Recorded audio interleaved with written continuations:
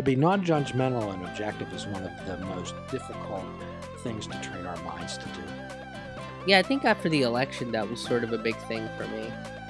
Was, well, even when I was writing Approaching Happiness, I would say 3/4 of my shows between 2016 and 2017 would have conservatives show up to it. And a lot of them would say the same thing. I never thought about it that way. Or it's, I agree with most of what you're saying on stage. And it's like, well, what did you disagree with? Because that's what I want to know. And it wasn't anything like crazy. It was these small semantical things that we could have a discussion about. But it wasn't anything like, you know, hey, you said guns are a tool for killing. Well, that's bullshit. It's like, well, what do you use your gun for? A can opener? What are you talking about? Like, what do you, so, but nothing, I don't know. So I kind of wrote this show in terms of like, I've met enough conservative people that have come to see my shows that aren't what people think conservative peoples are. So why would I judge them just because they have that political or, whatever label association? Isn't that what we're supposed to be doing anyway? It's not about your label. Your label is unimportant. It's what you have decided to do with that importance of the label. Well, and again, we get back to the point of contempt prior to investigation, where Yeah. you have the people on the right telling you that the people on the left are demented fools, Right. and you have the people on the left telling you that the people on the right are ultra-conservative, greedy people only out for themselves. Yeah. When it's like, no, but Hillary Clinton's also greedy and doesn't care about your rights or beliefs. The whole idea is to be able to look at a person and be honestly to judge, not to judge them, but to experience them. I think people need to experience more people, and I think we've become more closed off, and now it's kind of drifting into some of the stuff that I do want to talk about for the next show, but it's this whole notion that I think there are things that we have put into place. There are systems in place that already work, and I think we are going against the grain and purposely doing the opposite of that and expecting the same result. And I think technology is one of those things. Technology is something that is meant to help people, right? Like this podcast is supposed to go out to people that probably, that haven't met you in person, but they can still hear what you have to say, and probably haven't met me or Liss in person, but can listen to what we have to say and now get to know each other. So it's supposed to bridge this divide, but it's kind of fueling more of it.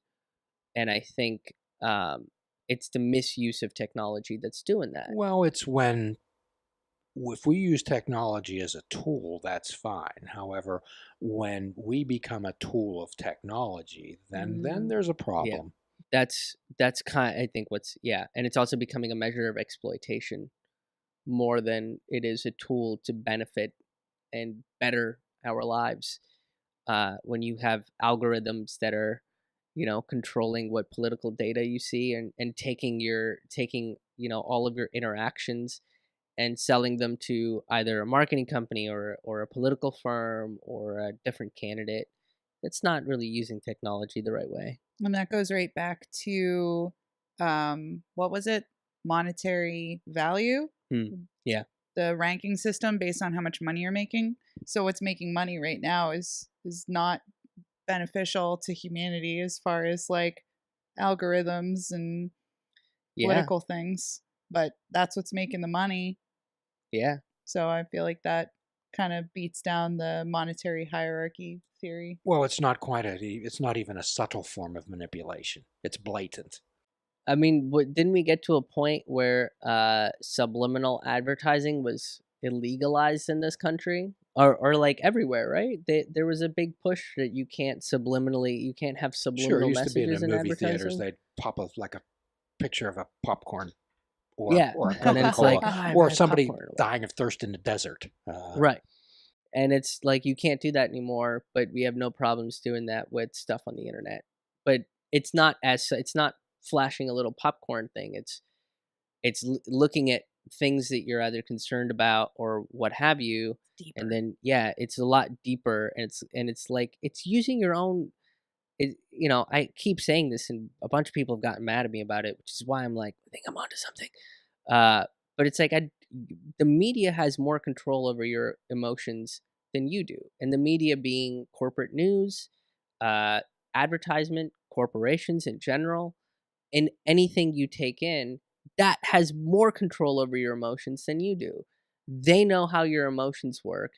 This proverbial they know what they're doing, and they know what buzzwords to use and what imagery to use, how to use colors properly that trigger certain responses in your brain to either get you to outrage, feel fear, cry, and that informs your decisions.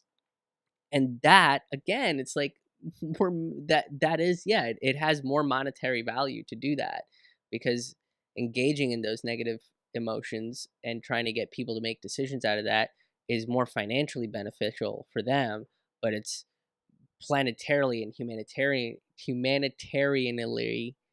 I think that's a word. If not, you just More, made it up. I just made it up. Yeah, we'll add it to the dictionary this year. It's unbeneficial to us.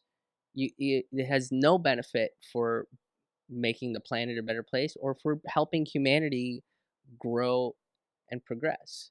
Recently, we did a podcast on groupthink. Okay, and Whoa.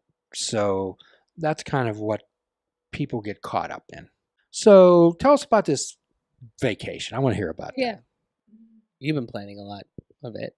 Yeah, so I'm really upset that I was not able to go on his album recording tour because I was scheduled to, but I just was not able to for a variety of different health reasons, and I have a very hard time accepting that.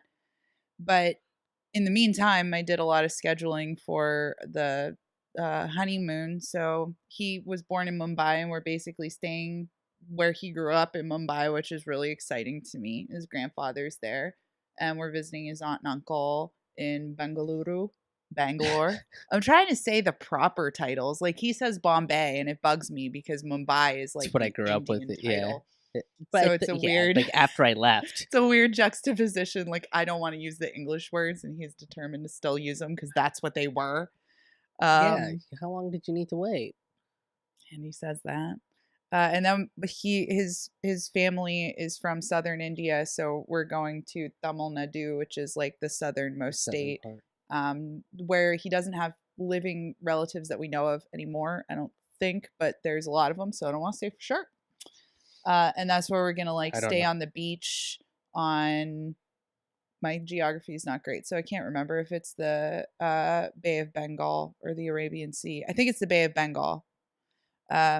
And we're gonna stay on the beach for a few days and hopefully like relax, because that's something we have a lot of trouble doing. So what are some of your intentions, Liss, over there?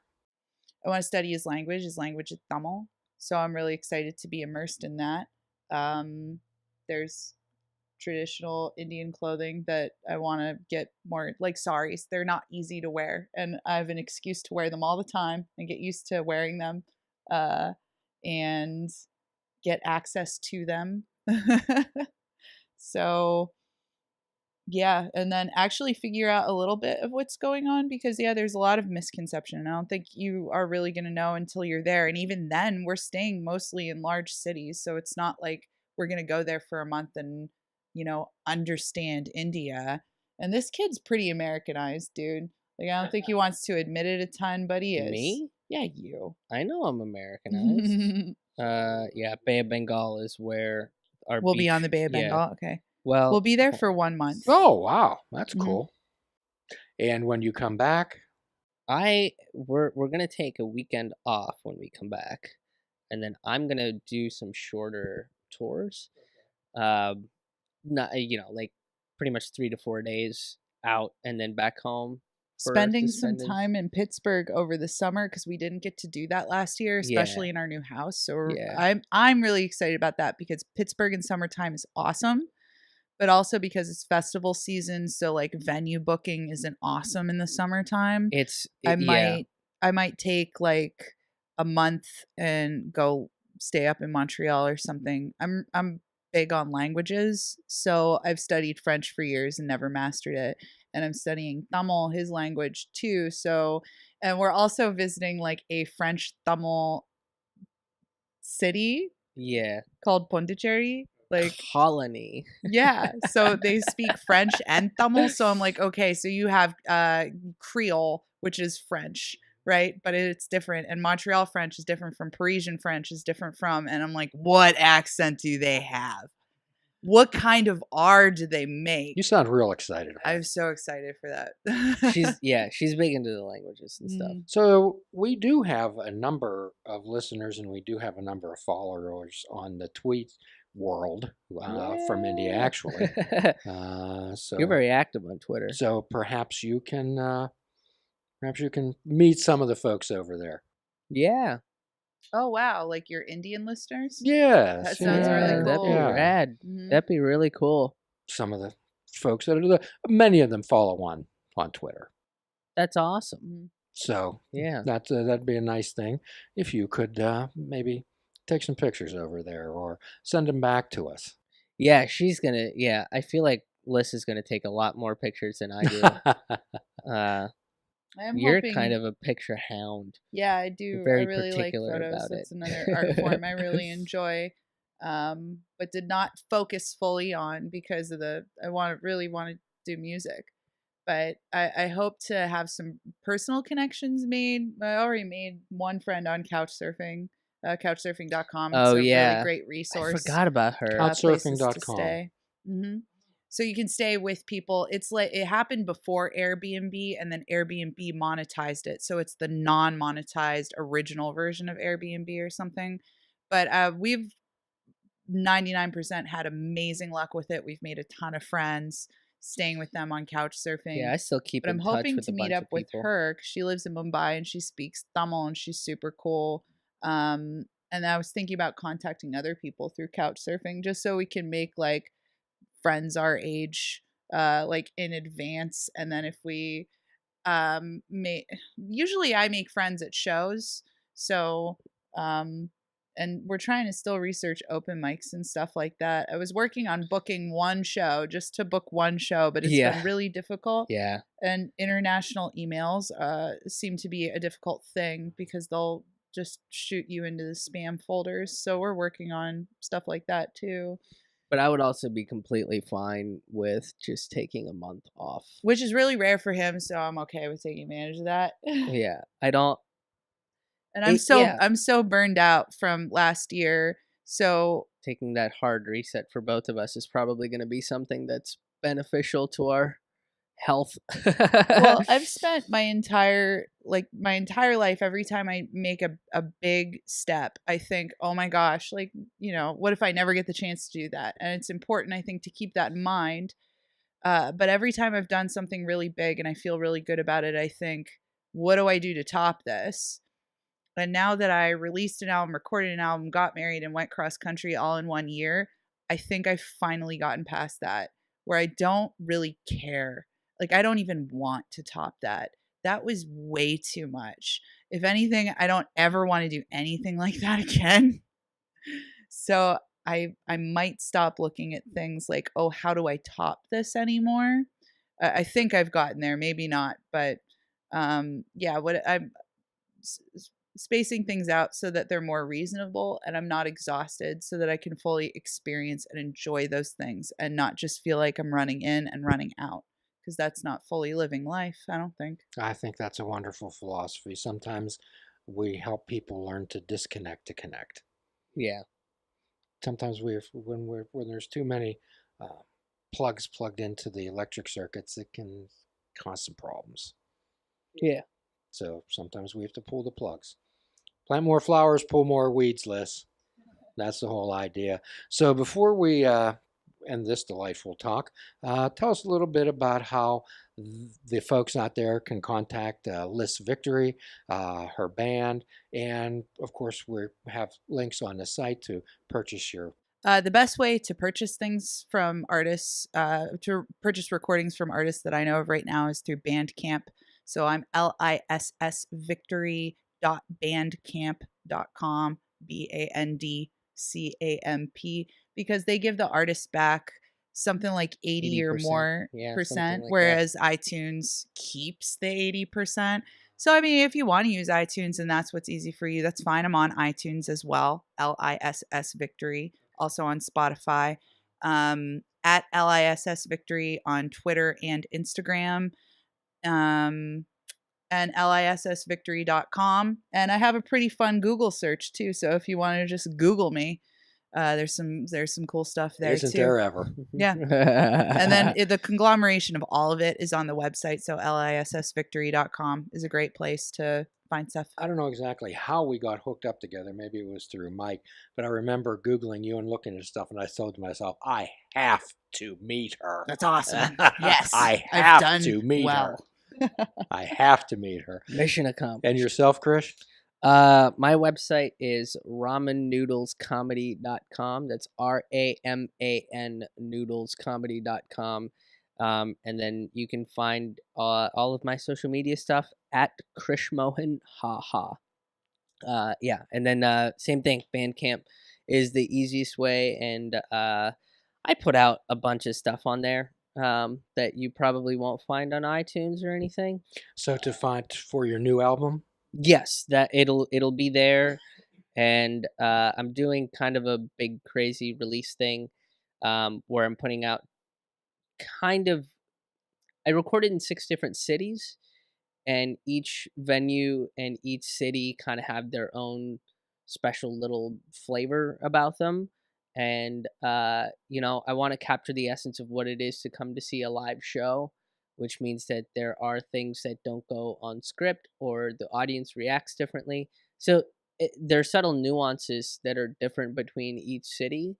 So Bandcamp will have an exclusive version of the album.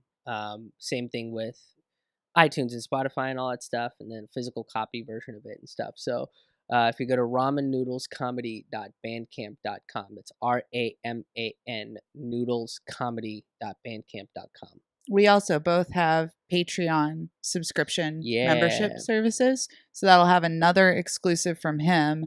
Every month I post a new exclusive MP3 that's never going to go anywhere because it's basically recordings I make in the songwriting process.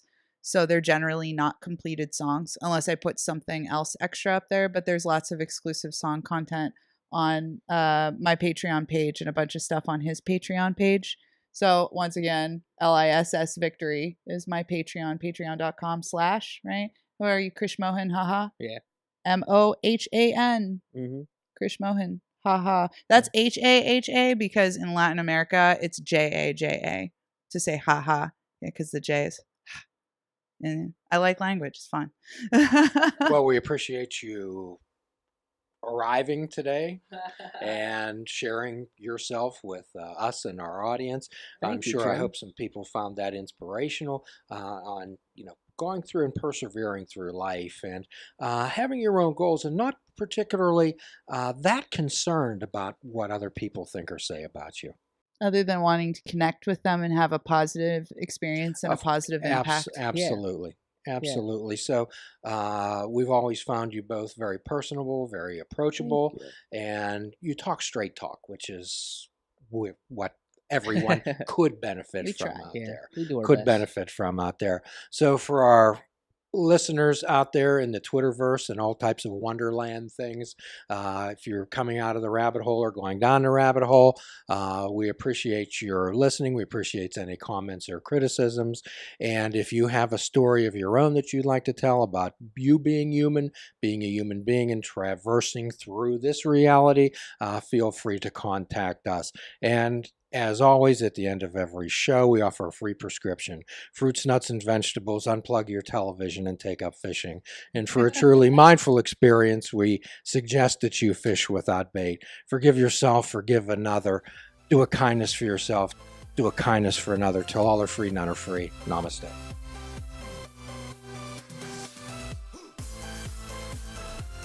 Please check out our website at fishingwithoutbait.com. where you can listen to the show, comment on our discussions, and find out where you can subscribe to our podcast. If you're interested in flying the colors of fishing without bait, click the shop icon on our website. We have clothing, mugs, cell phone cases, and so much more. Show the world that you fish without bait. This show is a member of the Sorgatron Media Podcast Network.